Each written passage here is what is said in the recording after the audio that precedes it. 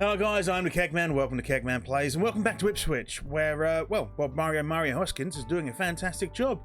If you don't know what's going on here, this is our half-season review. This is our second season on the save, which we're playing over on Twitch. You can join me over there at twitch.tv/KegmanPlays, description down below. You really should join me over there. You should also subscribe to the channel and like the video, and leave a comment saying, you know, how handsome is that man on the fucking video, you know. I don't know, okay? I'm just winging this. I always wing this stuff. You know this. I just wing everything. This is very much how I am. Just wing the whole lot. Anyway, we're on a tangent here. So Bob Mario Hoskins. I wanted to start off with looking at his profile because I wanted to talk about his career so far here at Ipswich Town. The one club man that he is. Also the very attractive man that he is indeed.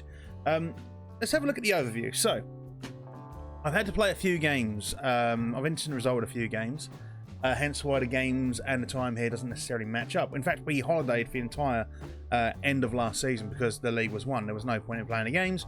May as well got through it.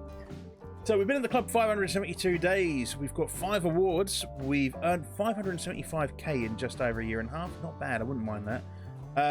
Total game time is 572 days. Time spent on holiday was 56 days. That was the end of last season. We have played 88 of the games, we have won 71 of the games, we've drawn 10 and we've lost 7. That's not bad. That means we've got an 80% win percentage, which is actually quite phenomenal. 192 goals scored, 57 against, plus 135 goal difference. Looking very good. We're basically scoring more than 2 goals a game, conceding less than a goal a game.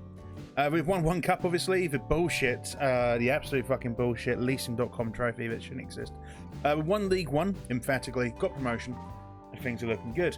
We've brought in 46 players for a total of 23.5 million. We've sold 40 players for a total of 15.25 million. Highest fee spent is on 5.25 for Radislav Majecki, who we're going to look at in a moment, because I don't think you've seen him yet. And the highest fee received was 2.8 million for Thomas Roos, who again we're going to look at in a moment because you haven't seen him yet.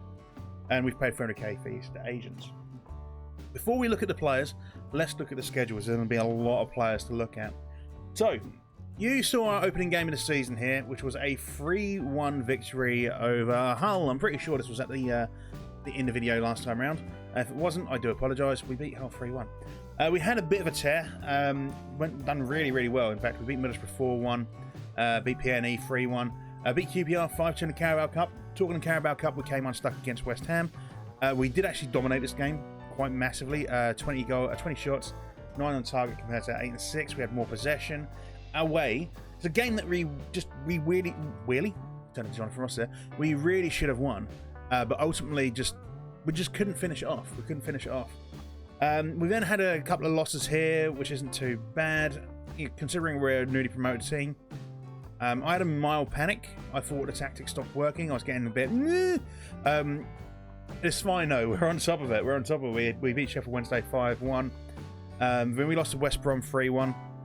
Had a big game crash dump here as well on stream. So I had to replay these games, and we actually had worse results effectively. So we still lost to West Brom, but West Brom actually won 2 or 3 of their games here as opposed to losing them. So they actually leapfrogged us after this game. As you can see at the top here, we're back on top. We then went on a bit of a tear again. We beat Coventry 5-2 in the FA Cup 3rd round. We've got Brentford in the FA Cup 4th round. We're away. We're away to Brentford all of 4 days before that as well. So we may as well just stay in Brentford, I guess, and just train in the local park. But yeah, so we're doing okay. We're doing very, very well. We're doing so well, in fact, that we are top of the league. In fact, we're top of the league by 3 points. We played 27, won 20, drawn 4, lost 3, scored 56, and conceded 16 for a plus 40 goal difference, which again, very, very good. It's a very, very good goal difference. 2.37 average points, 3 points clear of West Brom, 5 points clear of Brentford, and a huge 17 points clear of 4th place Stoke City. We're doing very well, right? Despite my aggressions about how things go, sometimes we are doing very, very well. If we look here, you can see we've got the most goals in the league on 56. We don't actually have anyone in the top goal scorers. Our goals are fairly well spread out. Our best goal scorer is Player Marilla here on 7. And yeah, our goal scorers are fairly spread out, which is good. It's handy. That's not a bad thing. Like, some people go, oh, my strikers aren't scoring. Have your players spread out the fucking goals. Because if your goal scorer gets injured, what do you do then?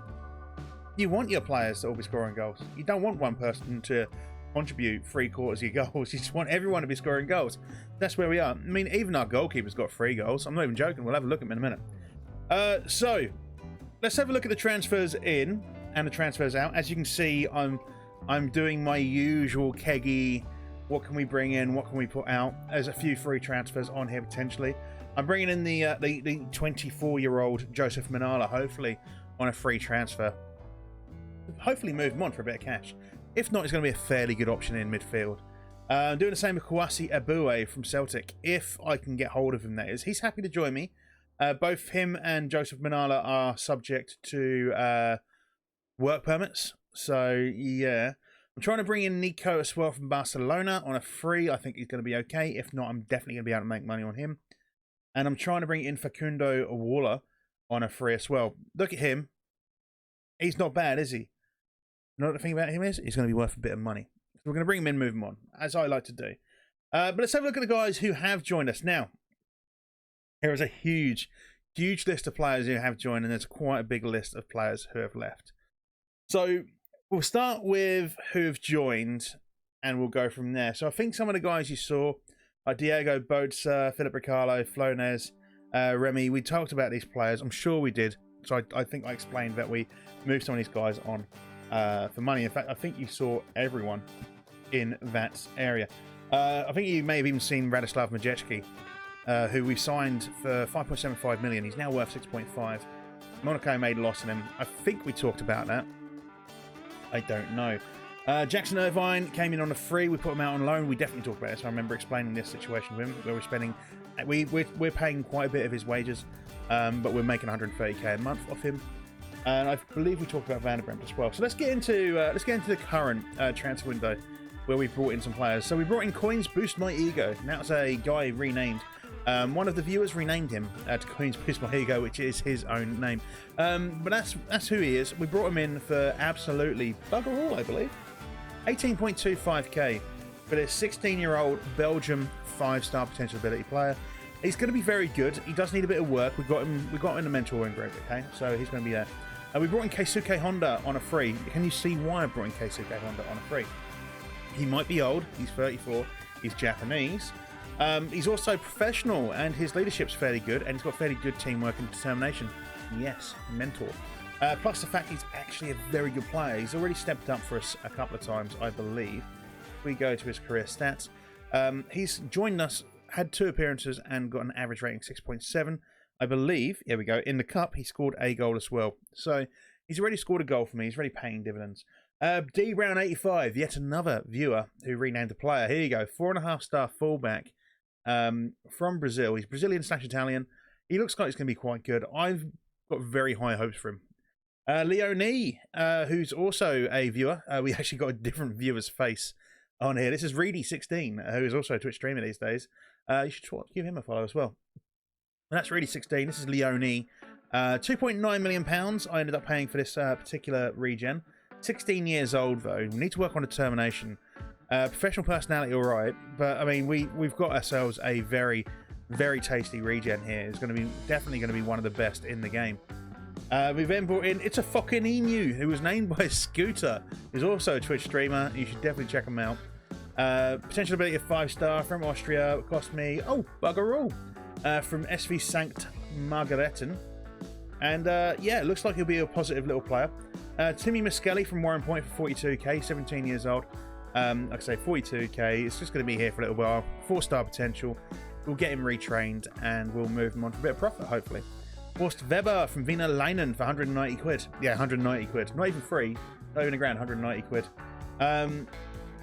Again, 4.5-star potential. Cost me next to nothing from Austria. Good to go. Renato Kahade, 90 grand for this midfield veteran. Again, fairly professional. Was not the best of personalities, but he's in to be a mentor. Leadership of 13, teamwork of 18, determination of 14. He should start doing some good things. The only downside is he argues with officials. But again, it'll be useful. Il Tiro Libre from NK Medjimurgia on a free. As you can see, El Tiro Libre, named by Cultured Left Foot. If you're an FM fan, you must know who Cultured Left Foot is. definitely renamed him to El Tiro Libre because he had free kick taken at 16. I believe that is Spanish for the free kick. I might be wrong. But from Buggerall, 5-star potential ability, determination 14, professional personality, very, very good person to come in. Luke Bishop from Barry Town for 500 quid. Again, 4-star potential, 17-year-old Welsh regen. Johan Cabaye. Now, Johan Cabaye, I'm sure Ipswich fans would actually love this signing. I can't think of any reason why they wouldn't like it. It's not like he's ever played for Norwich, but that's a great little signing. Also, he is 100% a mentor. Determination 16, teamwork 17, leadership 13, perfectionist. Glorious, glorious, glorious, glorious. Steve Cabrera from Yadran LP on a free 3-star potential, but he's free. Might not be coming. From Yak Alkan on a free from ASK Electra, 4-star potential. Bojan Kirchbic, 250 quid from Tyasu, 4.5-star potential. Might not get there, but not being funny. For the sake of free, may well bring him in. No, sorry, it was Bojan Kirchbic, who was 250 quid. Carlo Blatancic from HNK Sibalia, 3.5-star potential, free. Zivko Milanov from Levski Sofia. You can tell this is a mentor. He's also a solid centre-back. Centre-back/right-back. So he's in. He's here to be a mentor. Leadership at 16, determination 16, teamwork at 16. Just great leader, great mentor, and perfectionist as well, which is not the best personality in the world, but it's the second best. So, you know, we'll do some things here. OCM Butler from Connors Key Nomads, £500 for a 4.5-star potential regen player. Hamza Benali for 12.5k, 4.5-star potential. Ali Dia, not the real name, got renamed. 36 grand, 5-star potential player. Moroccan Belgian, looks like he could be a good player. Just needs a bit of time there. David Edwards from Shrewsbury for a K. He came in to be a mentor as well. He's nothing else. In fact, the fans really did not like the fact that I signed this guy, but as a mentor, he's a model professional, which also is quite nice. He's not model citizen, model professional, could be good. Determination 16, leadership of 14, work rate 16. He's going to have some say in how people develop. Nikolai Bodorov from Estegal, again, another mentor here. 16 leadership, 18 determination, driven personality. Not the best, but still a good one. Tiago Andre joined me from Casapia for £1.2 million. I regret this signing, but I needed a left back who we owned. We were struggling for left backs. And finally, I say it was meant to be on a free, but I paid to bring him in early. Jermaine Defoe for 96k. Perfectionist, very, very, very good leader as well. He's actually having a significant, what do they call it? The significant, let's go to mentoring, what do they call it? Influence, there you go. Of course it's influence. As you can see, significant here. Jermaine Defoe, perfectionist, significant. So hopefully all of these guys here, they'll start getting the perfectionist personality. They'll all develop quite nicely. It's all going to be quite good. It's all going to be quite good. So that's where we are. That's where we stand currently. There's quite a few mentoring groups there. We've got a few players in. Now, I should talk about the outs. There's going to be some players that if you're an Ipswich fan, you're not going to be happy about. I'm not going to lie. Did we talk about the fact that I moved on Miles Kenlock? I don't think we did, didn't we? Yeah. Also, he ran past me today. He gave me an awkward look. I don't know if he's watched this at all on Twitch, or if he's found out. I definitely sold you. Sorry, Miles. But he gave me a really awkward look as he ran past me. But yeah, so he's gone. So in this window, I know Alan Judge went 145k. I feel like I didn't get enough money from him. But he wanted to go. He was a good leader. He just wasn't a brilliant mentor. But I don't know. We just weren't really using him. He doesn't have any pace. He doesn't really fit in where I need him to fit in. But it's just time for him to go. So he's gone. Michael Barek went to Shrewsbury on a free. As did Olabello on a free. Andre Dazelle went to Almeria for 150k. Yeah, I know. I can already hear the boos from Ipswich fans here. He just doesn't look like he's going to get anywhere for me. Like 3-star potential, I just don't see him developing. Plus, he was always injured. I just didn't see him working for me, so we moved him on. We've got some future feed on him. Now, Olsi Domi down here. I want to show you Olsi Domi. Now, Olsi Domi was one of the first people we signed on this window. We signed him on a free from Skade.